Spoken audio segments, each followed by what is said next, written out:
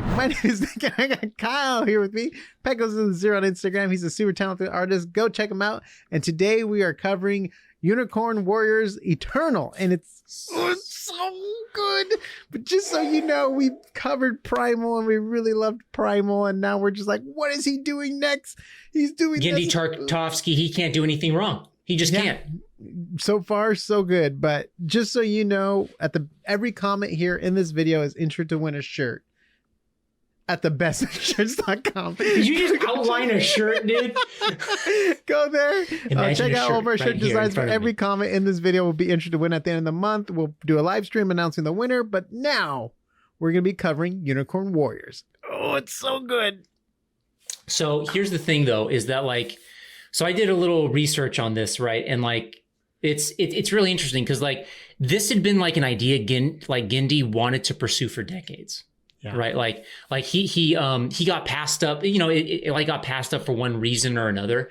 And like, he's directed like such great shows like over the years, Dexter's Lab, Clone Wars, Hotel Transylvania. That's a movie. What? He's directed that too? Yeah. Yeah. And then Primal, obviously. Right. Yeah. Which of course won 3 Emmys, one for storyboarding, art direction, and character design.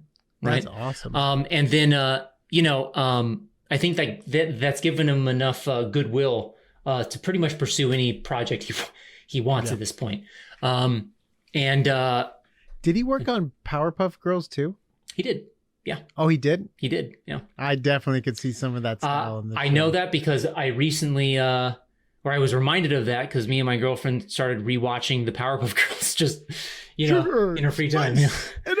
And everything nice. Yeah. And Chemical X. Yeah. But man, I love the style in this, dude. It's like a mix of like Max Fleischer and Asuma Tezuka, right? Yeah, we got definitely have that old school and animation style. Yeah, yeah. I mean, even with the secondary animation on the mustache. Oh my gosh, I can watch that all day. Just like, yes, keep talking, sir. Those keep secondaries, talking. dude, they're hitting. They're hitting good. It looks so good. And the designs. Yeah. Oh man, the way the nose are shaped and just the eyes and even like the 1920s eyes of the characters. Even like the smiles, good. like dude. So good. Like that girl in the cemetery that was going to see Lulu the elephant. Oh, she looked like a young version of Olive Oil. Like Olive Oil as a kid. I'm like, where's Popeye gonna come in? It was great. Which is so much fun because on our live stream we talked about the Sony remake with the 3D test, 3D animation test. It looked so good. But anyways, back to the beautiful show. But with that Max Fleischer influence, like I feel that we see a lot of other like characters. So like I mentioned Olive Oil just now, but Emma. Who's Melinda, like being embodied by Melinda, right? Looks like a goth version of Betty Boop. Yep. With like the lips and the facial structure, So just so they know, Max Fleischer was like an animator back in the day. You're talking about early stages like Coco, or is it Coco Out of the Inkwell, or Bobo, the clown? The clown, yes. I can't remember the exact name, but yeah. Betty Boop to Popeye. To even maybe Superman too. I believe Superman was part of the Bros. I had those on video cassette back in the day, dude. Yeah. Yeah. And Gulliver Travels. Yes, Gulliver Travels. Yep. Was his first animated movie that he did. But anyways, old school animator, like competing with Mickey Mouse at the time. Yeah. Like, or UBI Works to be precise. So UBI Works was the animator at Disney. Fletcher was over there at Paramount, I believe it was Paramount at the time, or it was his own company, which ends up being Paramount Pictures, I believe. But that was their competition at the time. So we're talking about 1920s to 1930s animation style. The heyday. About that stuff. Yeah. Yeah. And then also Dimitri and Edred. Like Dimitri specifically, he looks like a young Dr. Tenma from Astro Boy. Yeah, for some like Osamu Tezuka 100%. stuff. Yeah. And I just thought that was so cool. Like you can see it, just in the style. Yeah. But yeah. What about the elf dude? What does he look like to you? I was trying to think of Edred and Sang, like what they, like I don't know, or Alfie, right? Like Alfie just looks like out of something from like, especially with his body shape and stuff, looks like something from like Max Fleischer, right? Yeah. You know, like, especially with his, and I love how they do the goofy grin, you know, when he first comes into his astral powers, he's like, you know, like, man, I love that. Like, getting distracted by whales. Yeah. Astral whales. Yeah. Like, I mean, and speaking of the story, right? Like, I mean, like episode 1 was great for like building the premise of the story, right? Yeah. Like that was where we kind of are jumping through time. Each one of those time periods could be like a show in and of itself, right? Yeah. Like, it's so cool. Like you've got fair. We need more time. There better be more than 10 episodes. Oh, dude, I hope there's a season 2 already, dude. Like, so like, you know, the originals are fighting that evil in ancient Egypt. Then we go to Norse warriors. It looks like we go to France, I want to say, or like something a general like European milieu, right? Then we have the American West. Right. Yeah. That was sick, dude, with the Native American, like turning into Sang's avatar. And then now we're in London, 1890. Mm-hmm. So, you know. Dude, steampunk. Yes. This couple of is shots too with the cars on the street just looks so freaking and specifically, good. This is like high Victorian steampunk. You know, like that is sick, dude. Mm-hmm. Yeah. Yeah. So okay, obviously we're in love with the style. We'll probably be doing a breakdown on the style alone. We definitely had to talk about it here because it's the first episode. Now let's talk about plot and characters and stuff for a little bit. So obviously the first 2 episodes was them reawakening. Yes. To their avatar powers. It's like the idea, right? Like they keep getting passed down and regenerate like the avatar. Who is the villain? We know it's a fox-like character. I have a suspicion that the fox is not the main villain. She's a lieutenant. I'm that's my theory. I think because the first thing they were fighting, that fiery dragon, right? Yeah.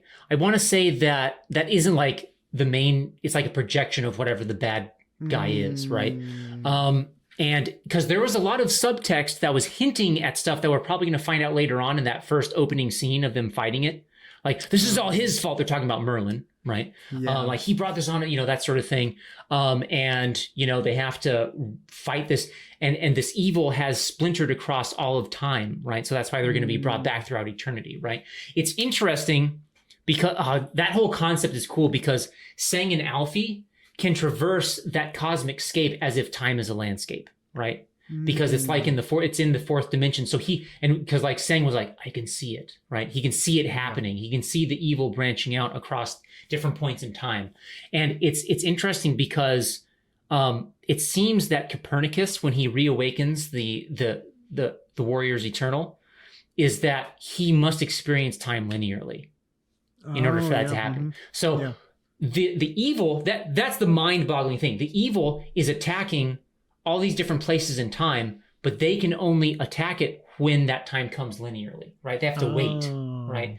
So it's crazy because that means the evil is always attacking the future and the past and everything, right? Like it's, you know, it's crazy. It's an endless cycle. And no wonder that, you know, with, and that kind of brings me to Sang and Alfie's character, right? That is such a cool concept because like his connection to the cosmic realm, like space, time, and I would say even spirit in that sense, like his insight into who people are, right? Like when we kind of see him coming into his powers where he looks at his mates, right? And he's like, you're just little children inside. You have, you know, like, but you're bonded by tragedy and like you have each other and that's what'll get you through this, right? Like he has that insight, which is really cool now. But like his ability is hampered because Sang is like, you know, Sang is inhabiting this young mind of a child that like may not be honed enough to navigate the immensity of the cosmic realm. But I noticed the spirit of Sang inhabits those who are familiar with the mystical or the spiritual. So we see in the Norse era, it looked like he was a druid of some kind. Yeah. We see in the medieval era, he looked to potentially be like a Slavic shaman or mystic, maybe. Could be wrong. If someone else recognizes it, please let me know. I was just kind of going off some hints there. And then in the medieval era, though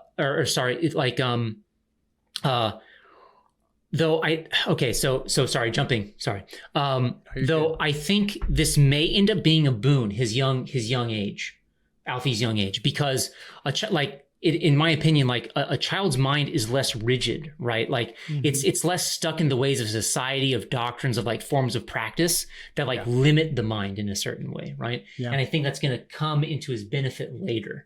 I was thinking the same thing. I was thinking like be like a mind of a child to see things in a different light, or in a new light, or a new way that an adult wouldn't be able to see or think about, kind of thing.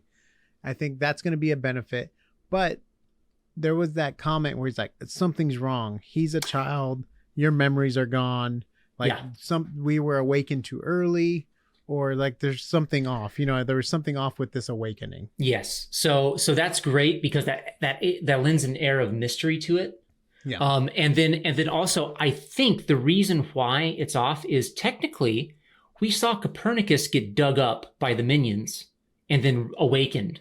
Right. So maybe he was jump started too early. Right. He was supposed to he was supposed to wait and then be activated at a certain time to come out of the grave, and like, you know, so it's premature that he does this. I wonder if he was supposed to go during World War I, like emerge for the Warriors Eternal, right? And like to come, because the evil might come in. I don't know. This is just theory at this point, but I think because, you know, lending to Copernicus waking up early, right? But yeah. No. So he was dug up. He was dug up, in the graveyard by the so Robo. I wonder if they always people. have to bury him then. That's a great question. I don't know. We might get to see more of that, like how they handle that. And I'm guessing he's the main core of their powers, I guess, right? So he must absorb them at their end. I guess so, yeah, because that seal holds their souls, I think. Yeah. So yeah, I guess so. Yeah, that's crazy. Ooh, dude, man, so many good questions for the show. Obviously, you only could theorize so much at this point because it's the first episode or so. But I like that idea. He was awoken early by the henchmen or the villains, and it looks like they're catching on to similar tech as him. Yep. When it comes to the robot, they're only like maybe a good decade behind, maybe to that technology. I think it's cool that Copernicus doesn't talk. He's kind of like a steampunk R2D2. Yeah. Or that, or like, I was thinking like a silent movie, or like a Harpo Marx, like the idea of like, you know, like woo-hoo whistles and like little sign language stuff. I'm like, I really like that idea where he's like the silent movie actor kind of thing. I really do like that. Yeah, it's good because Primal, there was hardly any words. And I love that show so much. I didn't even need languages and stuff like that. I was just into the show because he does such a good job with staging. His performance through the animation is incredible with the framing and the keyframes and all that stuff. So I'm super excited for this show. Comment down below different breakdowns you would like to see from us on the show. So on on Primal, we did like culture breakdowns. We did the breakdown on the character designs and stuff like that. But if you have anything in mind, let us know. We're down to cover whatever for this show because it's freaking amazing so far. And it's probably going to stay amazing. Well, I don't know why I said so far, but the other thing is, and this is again about the art style, right? Is that just the compositional shots alone? Like I found myself stopping and going like, you know, like just like loving it from like an artistic point of view. So like, and there's like three main ones that like really stuck out to me, right? Which is where Emma goes like, "I'm not Emma," and the glass shatters, you know, like, and they have the depth of field, right? So like that's amazing. And then where the fire trucks and ambulances are being called, beautiful and it's just shot. And it's a wide shot of it, and they're just like on the. I'm like, that is so sick, right? You see so much detail, and like you see the little dog up on one of the little ladders, you know, it's just like beautiful. It's great. And then the other one was, it looked like it was something right out of Howl's Moving Castle, but it's where Copernicus is the girls' school and the matron. He's like letting him off on the balcony, and she's kind of like looking up at him like thankful, kind of. And I'm like, that looks like something out of Howl's Moving Castle right there. You know, like it's an awesome composition. Dang, what a compliment. Yeah. And it's so cool. Like this world already feels so lived in. Yes. You know, it's great. The beautiful job. The background artists, to the animators, to the character designers. Yeah. Everyone that worked on this. We're not worthy. We're not worthy. We're not worthy! We're not worthy! Anywho, on that note, comment down below. We're definitely going to be covering this show. I'm going to try doing day of reviews when it drops, hopefully with Brett, and me and Kyle can come down and really break down the visuals and stuff like that. We can really get into it. And just so you know, we also cover Dune and other HBO shows, and we cover Severance and Succession. So subscribe to get all the updates. Every comment is entered to win a shirt from thebestnerdshirts.com. So leave your comments down below. Maybe we'll do some cool unicorn designs or something like that. That might be cool to do. Anyways, on that note, we'll see you on the next AsArt. Woo! Okay, so I've got one last thing.